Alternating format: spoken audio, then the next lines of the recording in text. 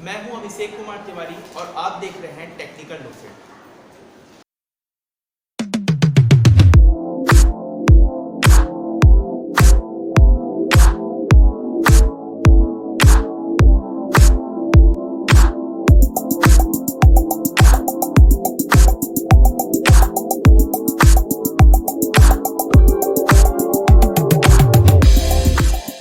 बस मेरी इस चैनल को लाइक कीजिए, शेयर कीजिए और अगर आप इस वीडियो पर नए हैं तो प्लीज सब्सक्राइब कीजिए। आज की टॉपिक है फंक्शन। फंक्शन का मतलब आप क्या समझ सकते हैं?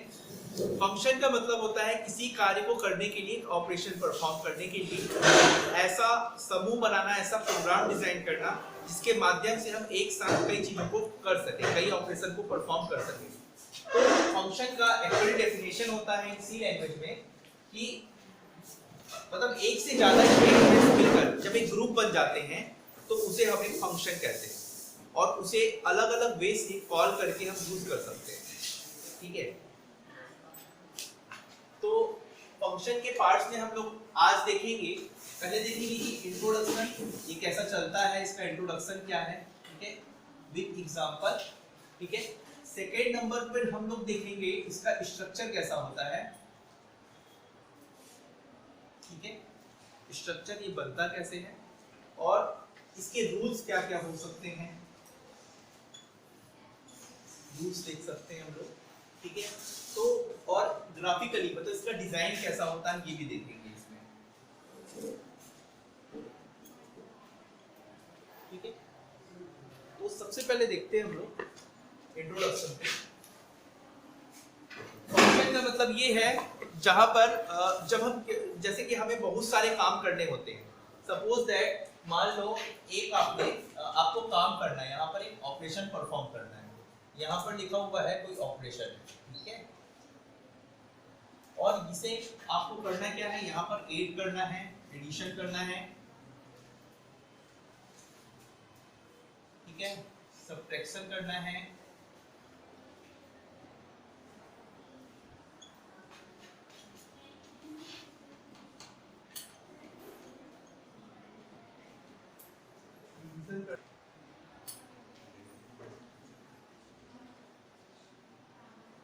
मल्टीप्लिकेशन करना है। तो यहाँ पर सपोज देखो कि एडिशन के लिए एक फंक्शन है, सब्ट्रैक्शन के लिए है, डिवीजन के लिए है और मल्टीप्लिकेशन के लिए। मान लो कि एक कैलकुलेटर है, ठीक है, ऑपरेशन क्या है, एक प्रकार का कैलकुलेटर है।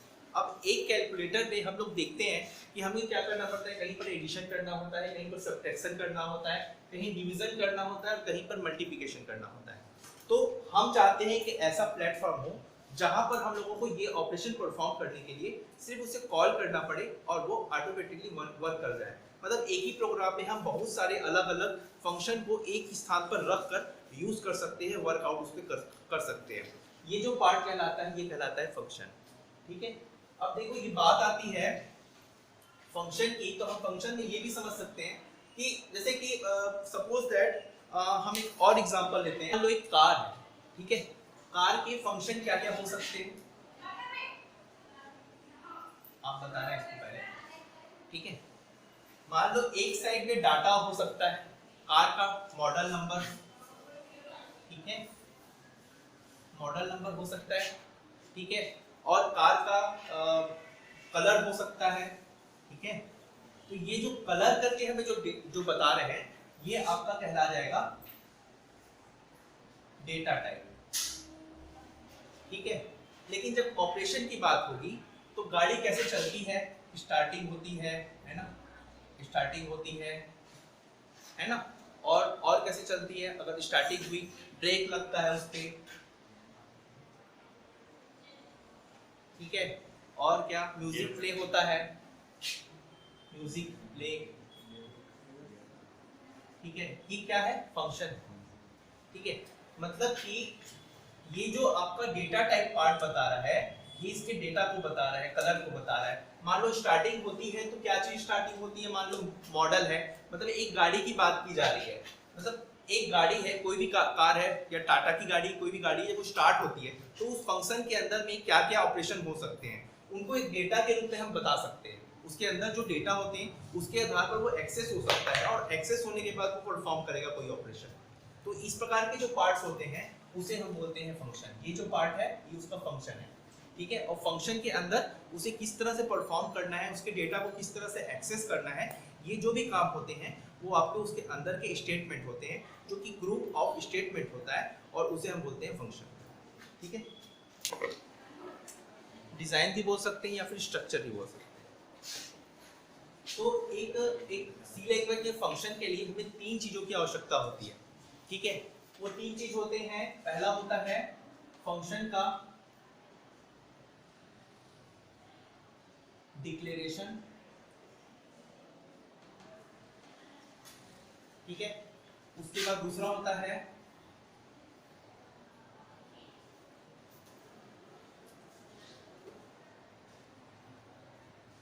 और तीसरा होता है फंक्शन कॉल,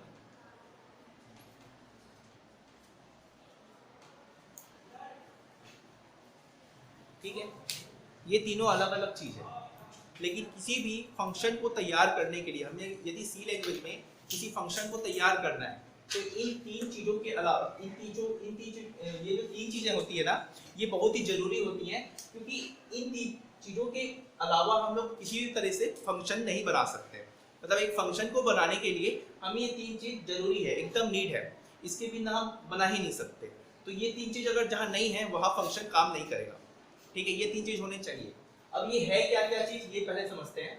फंक्शन डिक्लेरेशन मतलब जैसे हम वेरिएबल को डिक्लेयर करते हैं, सेम वैसे ही इंट मेन के बाद या इंट मेन के पहले, ठीक है, हम फंक्शन को डिक्लेयर कर सकते हैं। डिक्लेयर करना मतलब जैसे यहाँ पर इसका एक सिंटैक्स बनेगा, मैं सिंटैक्स बताता हूँ पहले।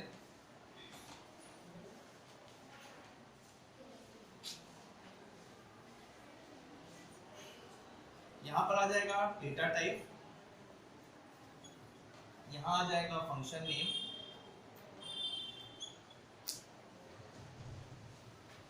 यहाँ पर आ जाता है जो पार्ट होता है इसे बोलते हैं पैरामीटर, ठीक है।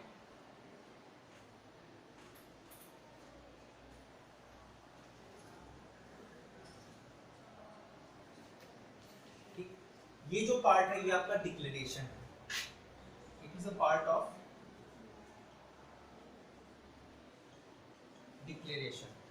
ये कहाँ पर होगा, कभी भी किसी भी फंक्शन में जब आप स्टार्टिंग करोगे, किसी चीज को बनाना स्टार्ट कर रहे हो, तो पहले भी उसके डेटा टाइप को बताना पड़ेगा। डेटा टाइप मतलब इंट हो सकता है, फ्लोट हो सकता है, कैरेक्टर हो सकता है या फिर वाइड हो सकता है।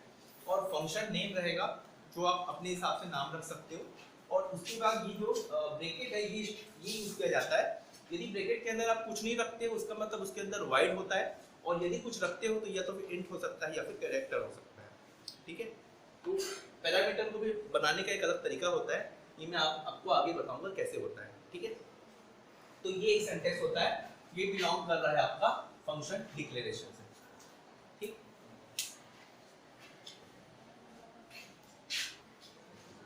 अब बात करते हैं हम लोग फंक्शन डेफिनेशन।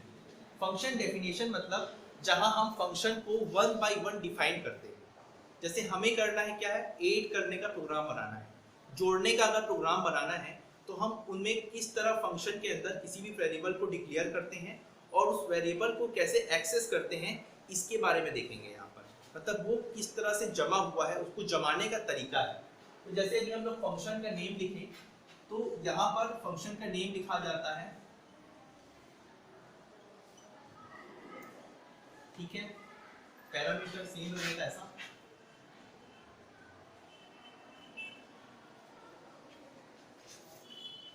उसके बाद ये कर्ली ब्रैकेट स्टार्ट होगी, ठीक है। जो भी पैरामीटर मीटर के अंदर जो भी रहा होगा उसमें यहाँ स्टेटमेंट्स लिखा जाएंगे,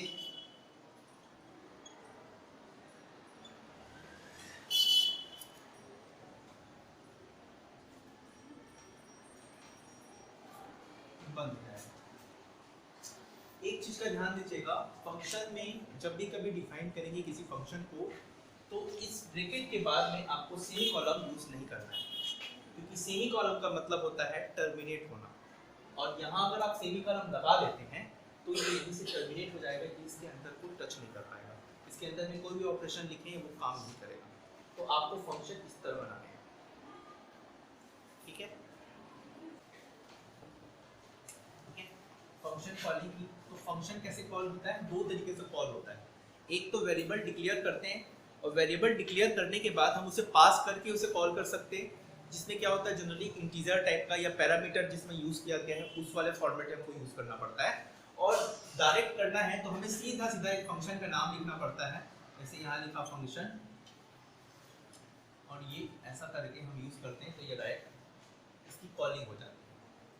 और एक और चीज़, ये वर्क कैसे करता है, सिर्फ ग्राफिकली समझते हैं इसको कि काम कैसे करता है। सबसे पहले हम लोग ऊपर में क्या किए,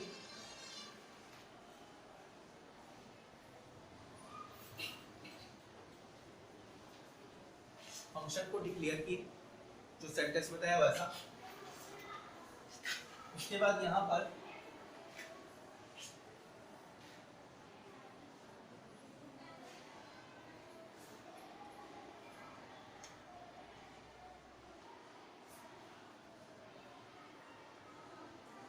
फंक्शन को डिफाइन किए, ठीक है।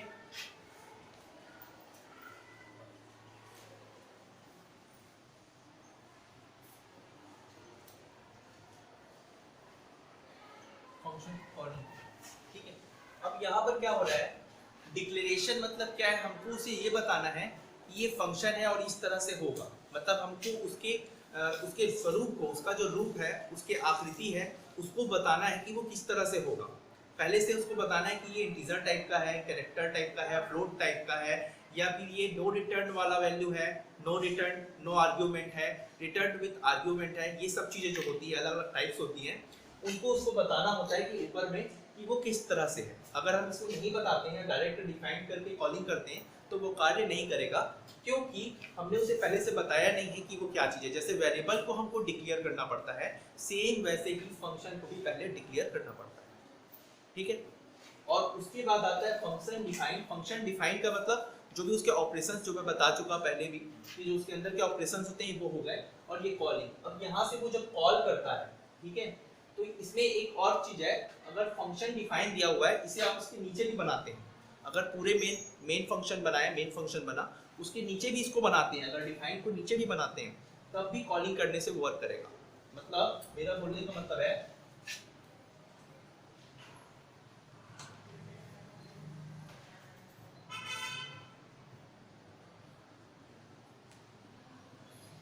अगर यहाँ फंक्शन कॉलिंग है, ठीक है, और यहाँ पर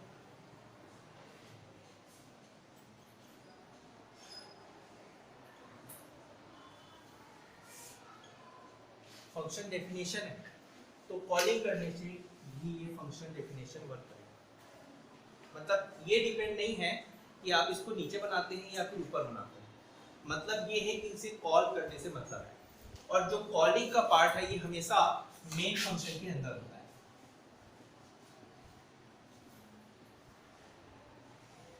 जो कॉलिंग का पार्ट होता है हमेशा मेन फंक्शन के अंदर होता है, ठीक है। तो ये जो पार्ट था, ये आपका फंक्शन है। फंक्शन आप लोग को ये समझ में तो आया ना कि फंक्शन एक्चुअली क्यों जरूरत पड़ती है। अगर हम बात करें कि आखिर फंक्शन की जरूरत क्यों पड़ी हमें, तो जब आपको देखना, आप प्रोग्राम बनाते हैं, आप मान लो एक प्रोग्राम बनाएं एडिशन करने के लिए, दूसरा प्रोग्राम बनाएं मल्टीप्लिकेशन के लिए, डिवीजन के लिए, अलग अलग खंड में आपको प्रोग्राम बनाने पड़ रहे हैं, अलग अलग डेटा में, अलग अलग एरिया में उसे सेव करके रखना पड़ रहा है, जिसकी वजह से वो कॉम्प्लिकेशन हो गया, उससे कॉम्प्लिकेटेड हो गया। अब किसी एक ऑपरेशन को परफॉर्म करने के लिए हर बार आपको प्रोग्राम रन करना पड़ेगा अलग अलग के लिए, और अलग अलग तरीके से उसको वर्क करना पड़ेगा, तो आपके लिए कॉम्प्लिकेशन बढ़ गया। अब आप चाहते हैं कि सारे जो भी ऑपरेशन है वो एक ही जगह परफॉर्म, ठीक है, मतलब मैं एक बार रन करूं तो एक ही बार में मुझे 2 नंबर लेना पड़े, 2 नंबर लिए हम लोग, और वो ऐड भी हो जाए, सब्ट्रैक्ट भी हो जाए, डिवीजन भी हो जाए, हम सिर्फ वहां पर से चूज करें कि हमें प्लस करना है, ऐड करना है, या फिर माइनस करना है, जो भी करना है उसे हम चूज करें और वो ऑटोमेटिकली परफॉर्म कर जाए। तो उसे बनाने के लिए हम फंक्शन का यूज करते हैं, ठीक है। एक ही प्रोग्राम में सब चीज को यूज कर सके, इसलिए फंक्शन को तैयार किया गया।